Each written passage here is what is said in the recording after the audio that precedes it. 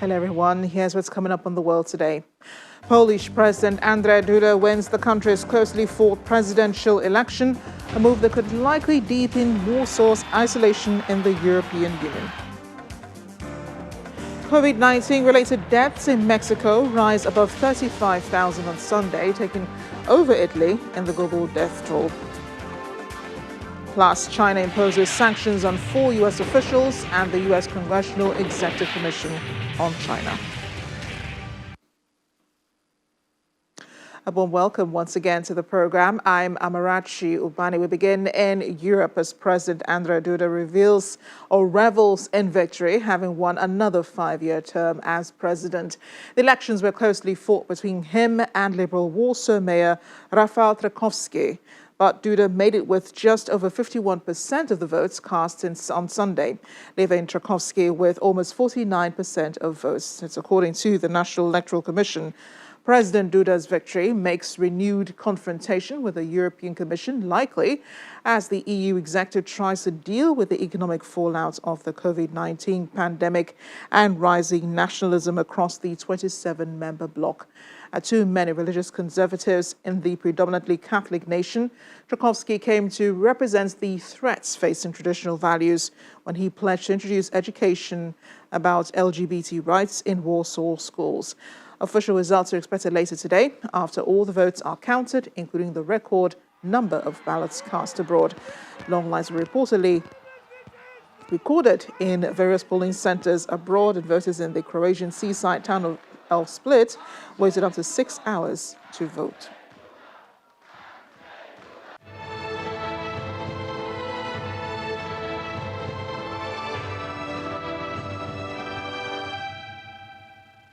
To the coronavirus pandemic, now Latin America has become the second worst affected region by the pandemic, taking over the United States and Canada. According to reports, almost 145,000 people have died there from the pandemic, with half of them in Brazil. Now the deaths in Mexico, passing 35,000, puts it fourth highest in global deaths. Mexico has surpassed Italy to become the country with the fourth highest coronavirus death toll in the world. On Sunday, the country recorded 276 additional fatalities and 4,482 new infections to bring its coronavirus death toll to 35,000, with 299,750 confirmed cases. Italy has recorded 34,954 deaths and 243,061 cases. Mexico trails the United States, Brazil, and the UK in total deaths. Argentina exceeded 100,000 cases of COVID-19 over the weekend as it struggles to contain spiraling case rates despite a strict quarantine imposed on the capital and its surroundings. The country saw 2,657 new cases confirmed overnight, taking the country's total to 100,166. The regional government in Catalonia, Spain, decided on Sunday to reimpose lockdown measures from today in the city of Lleida and 7 other areas due to surging cases. Catalonia has recorded over 76,000 of the country's 253,908 confirmed cases, and the death toll sits just over 28,000. According to Germany's health minister Jens Spahn, Germany can prevent a second wave of the coronavirus in the autumn period if people stay vigilant, particularly during the summer vacation season. Spahn told a news conference it was important to remain alert when traveling abroad and said he was worried by pictures showing holidaymakers partying in Mallorca at the weekend and ignoring social distancing rules. I have to say that the pictures we saw this weekend at Germany's most beloved island, Mallorca, worry me. I must say I understand the impatience. But where there are parties, the infection risk is particularly high. We don't automatically have to expect a second wave in the autumn and winter. Together as a society, we can prevent that, as we did once before, breaking the wave and keeping the pandemic in check. And Australia's most populous state found 14 new cases of COVID-19 as the cluster near Sydney stoked fears of a second national wave of the virus. In Victoria State, authorities said they have found 177 new cases in the last 24 hours, the 8th consecutive day of triple-digit rises in COVID-19 cases.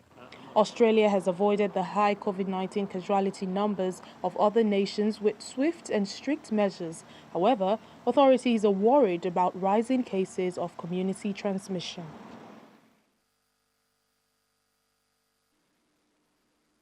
A little more on Australia in a bit, but just a while ago, the World Health Organization warned that the pandemic is getting worse if certain governments do not take decisive action to curb spread of the disease.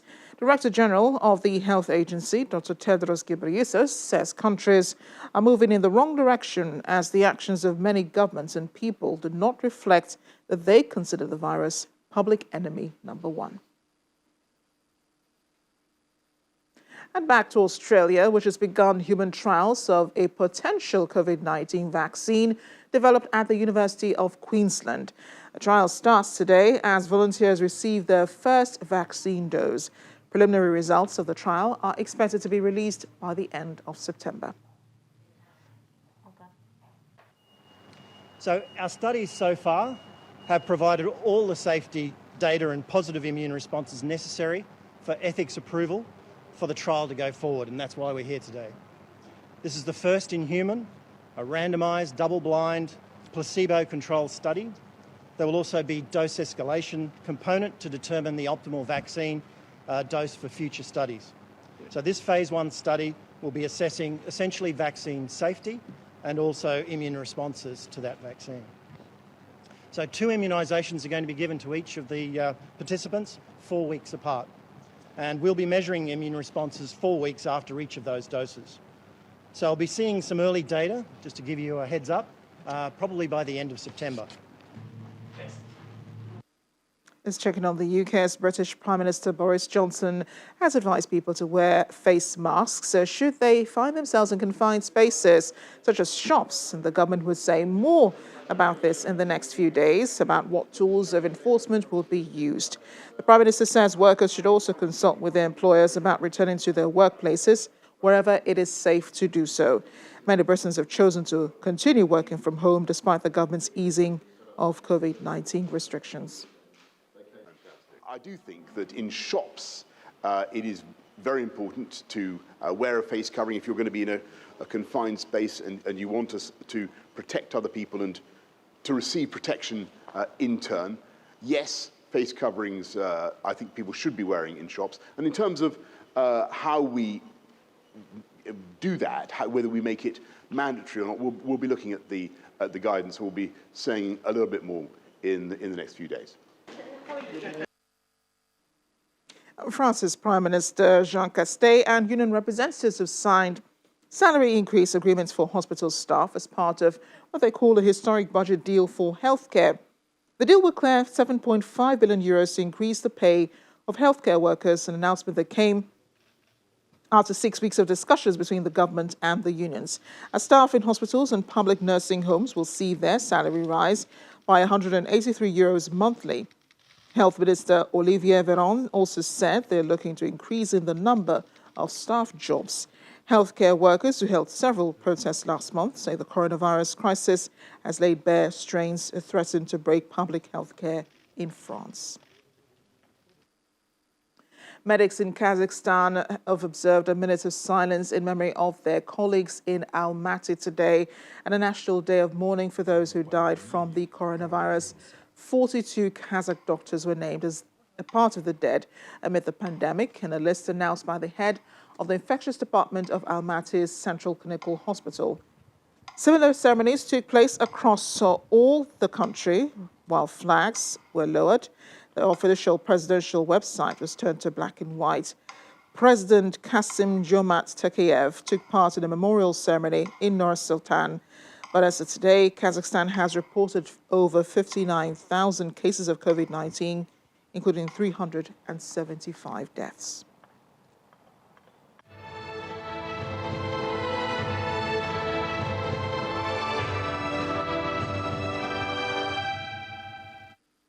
Away from the coronavirus pandemic, China has announced retaliatory sanctions against a group of United States politicians just days after Washington blacklisted a number of Chinese politicians for alleged human rights abuses of the Uyghur minority. Among those targeted are Senators Ted Cruz and Marco Rubio, both of them outspoken critics of China. The nature of the sanctions is still unclear, but China is accused of detaining more than 1 million Uyghurs and others in Xinjiang. But China denies abuses in the far western region. China also imposed sanctions on Republican Congressman Chris Smith, Ambassador at Large for International Religious Freedom Sam Brownback, and the government agency, the U.S. Congressional Executive Commission on China. Our correspondent in Washington, Maria Bird, joins us now.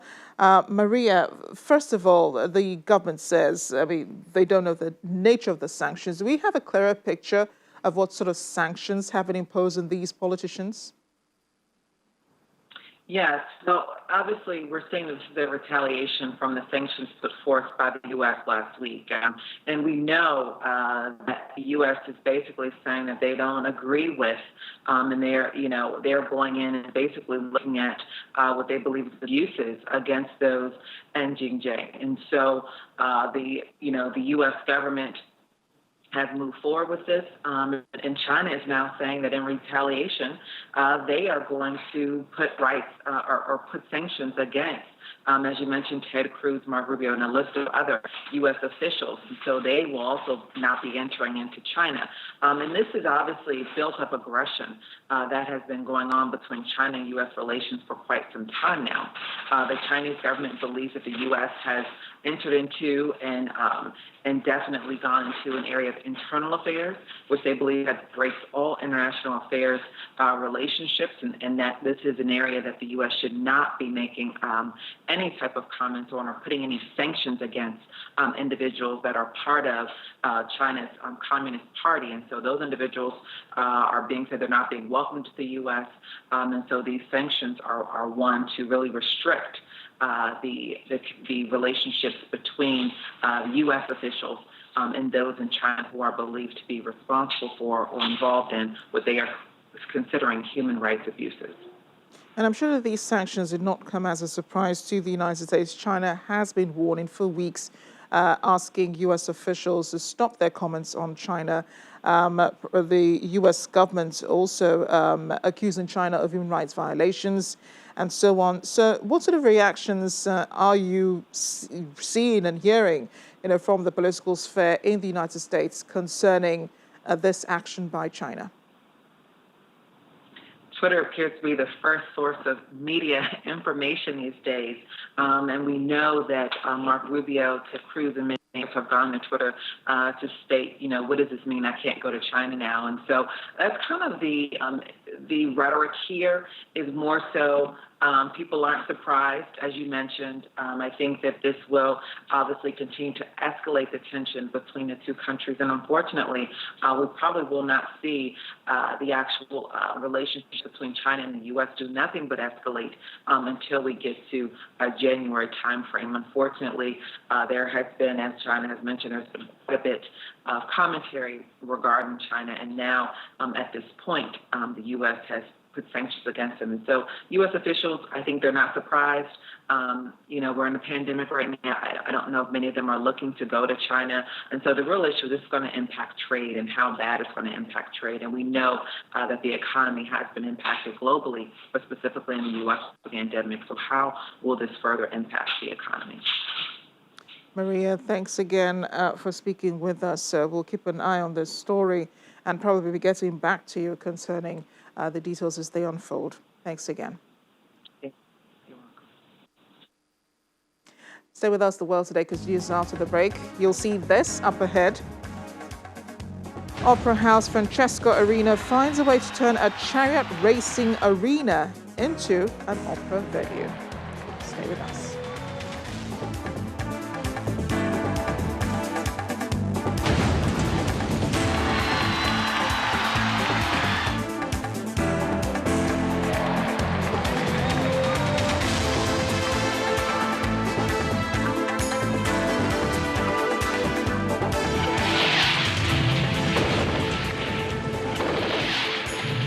Welcome back to The World Today. EU foreign ministers are meeting right now in person for the first time since the beginning of the COVID-19 pandemic to discuss relations with Turkey and the situation in Hong Kong.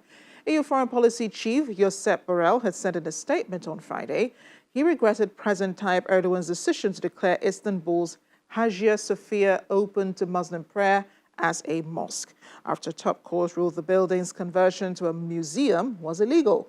Arriving for today's meeting, he said Turkey would be the most important item of the minister's agenda. Also, we are going to talk about Turkey, which is the most important item in the agenda today. You know that the relationship with Turkey are not especially good at that moment. And I think it's going to be an interesting discussion in order how to address this important issue. Yes, today it's very, very nice to be able to meet my colleagues in person again. And we have important issues to discuss, especially the discussion on Turkey I'm looking forward to, because what's happening in the East Mediterranean Sea gives reason for worrying. But also the discussion on human rights and democracy in Turkey will take an important place in our discussion. I will also take up the issue of Hong Kong, and there are proposals of measures, especially proposed by Germany and France, that I will support, because we need to react to what's happening in Hong Kong. Thank you. Over in Asia, firefighters in East China's flood-hit Jiangxi province moved swiftly to evacuate more than 3,000 residents on Sunday evening after a breach was found in an embankment of a nearby river. Locals in Sanjiao Township were seen being hastily helped to safety after the breach was found in the Zhui River, which connects to the major Poyang Lake. The lake's water levels have continued to rise to dangerous levels due to the continuous torrential rains, resulting in many monitoring stations issuing alerts. The breach was discovered in a section of the Sanjiao Embankment River, as we said earlier. Upon discovering it, firefighters, soldiers, and local volunteers immediately began repairing and evacuating nearby residents.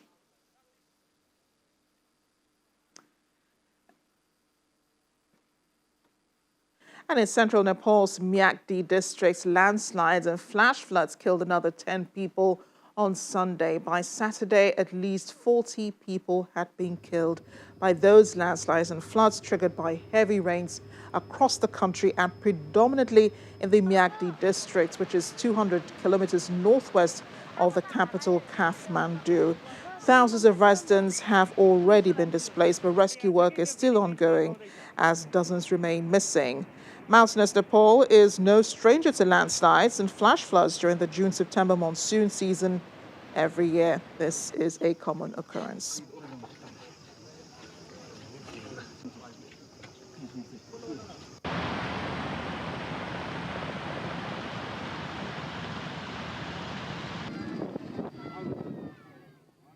Let's switch gears to South Korea, where a lawyer and rights activist who helped the former Secretary of Seoul, Mayor Park Won-soon, hold a news conference today calling for an investigation over Park's alleged sexual harassment case just hours after Park's funeral had been conducted. During the news conference, the rights activist said that Park had repeatedly made unwanted physical contact with the secretary and sent photos of herself in underwear and lewd text messages. In response, a representative of Park's family had issued a statement vowing legal action against those who spread groundless statements without elaborating. One of the activists, Lee Mi-kyung, said the sexual harassment continued for 4 years, adding that the former secretary had reported her case to the city, but officials ignored it. A city spokesperson said the report had not yet been verified and no inquiry is planned.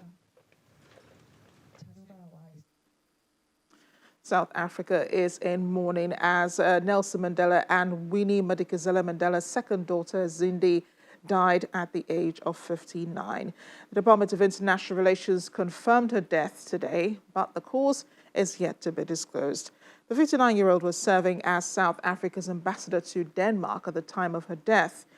During her life, she was a political activist and was among those who fought against the oppressive apartheid regime. In 1985, Zindi was selected to read her father's refusal speech after the then president, Botha, offered him conditional release from prison. Zindi has written poetry and has been published on several occasions. One of her works, Black as I Am, included pictures taken by revered Drum magazine journalist Peter Mugubane. More recently, she sparked national debates over anti-apartheid statements she made on social media. So very sad. It's very sad for the country, as we human beings as well, because she had played a good role into our lives as well. And as a woman, she was a Mbogoto to us. We seen different things when it comes to her. So it came at the wrong time. I think Zinzi, if you follow her story, and how she liberated the freedom of the country and how her mother played a role. From a young age, you could see she was a real fighter. She stood for the rights of all South Africans, whether white or black. And I think her passing comes at the wrong time and as a dent to the country. So it's very sad. I mean, Zinzi Mandela, or let me say, the Mandela family is basically a family that led the liberation of South Africa. So to hear of all these people from that family, all of them just leaving us so soon, is very painful. Another baffling thing in South Africa today, gusts of wind blowing snow like sea foam onto the shores of Cape Town as bad weather continues. We'll see that in a moment. Heavy rain and strong winds battered parts of Cape Town over the weekend, leaving some areas flooded. Along the coast, heavy waves struck the shore and sea foam blew across the land, covering the ground and vehicles just like snow would. Authorities have urged residents to remain indoors and not risk venturing outdoors. They have also released a statement on Twitter warning of an intense cold front with gale force winds of 65 to 100 kilometers per hour. The harsh weather conditions are expected to continue all through Wednesday.